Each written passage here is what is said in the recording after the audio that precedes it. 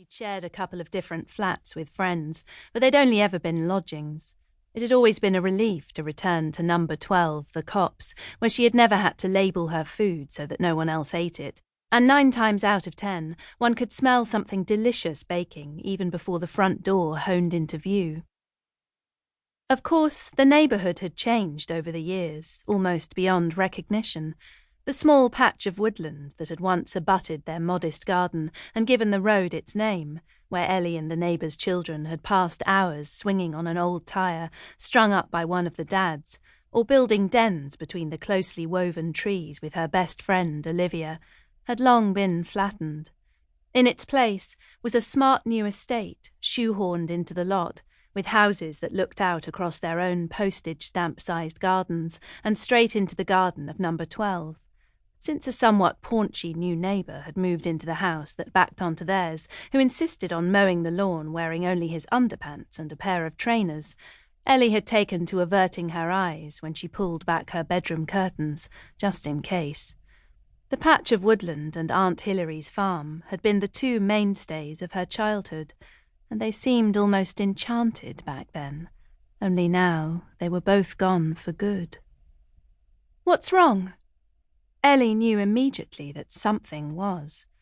Her mother, Karen, was gripping a piece of good-quality cream paper in one hand, her brow furrowed in the distinctive way that had only meant one thing over the years: official news.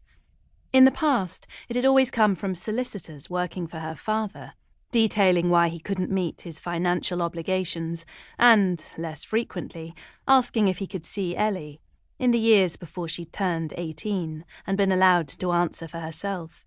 Not that her mother had ever stood in her way. She'd always encouraged the visits, but Ellie hadn't missed Karen crossing her fingers when she said that maybe he'd changed this time. He never did, though. He always let Ellie down in the end.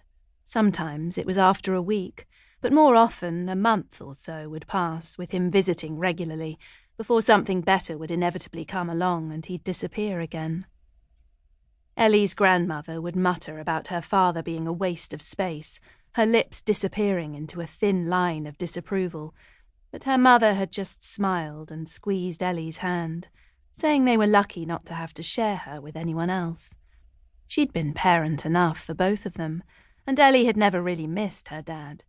She'd been surrounded by love, strong women, and her gentle grandfather, who was all the male role model she'd ever needed. Karen had worked all hours, making fancy cakes for weddings, birthdays, and every other type of special occasion, from their neat little 2-up, 2-down, long before it had been fashionable to start a business making things at home. Ellie had never had to come back to an empty house, and there was always some marvellous creation on the go, with delicate flowers made from icing that looked so real you could almost smell their scent. When her grandparents had moved to Spain, the warmer weather being kinder to her grandfather's asthma, they'd kept an extra special eye on Great-Aunt Hilary. Not that she'd needed it. She'd been 96, still driving, and still living alone at Channel View Farm, right up until the end. "Mum, did you hear me? What's wrong?" Ellie repeated the question, knowing that the official letter couldn't be from her father. He'd been dead for years. "Don't worry, love. Nothing bad has happened." Her mother looked up finally and gave her a wobbly smile. "Only I can't get my head around it. Here, you have a look."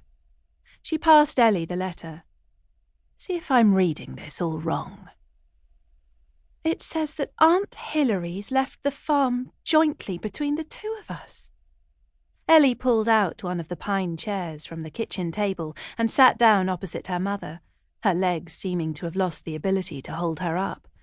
Scanning the solicitor's letter again, she shook her head. "But it can't be right. It was supposed to go to the cat's home, she always said. She always made that perfectly clear." "I know. I've been trying to ring Grandma to see if she knew anything about Aunt Hilary's intentions. After all, by rights it should go to her. She's Hilary's closest sibling. But she never mentioned it when she came over for the funeral." Karen mirrored her daughter and shook her head. "It doesn't make any sense." "Was there anything else in with the letter?"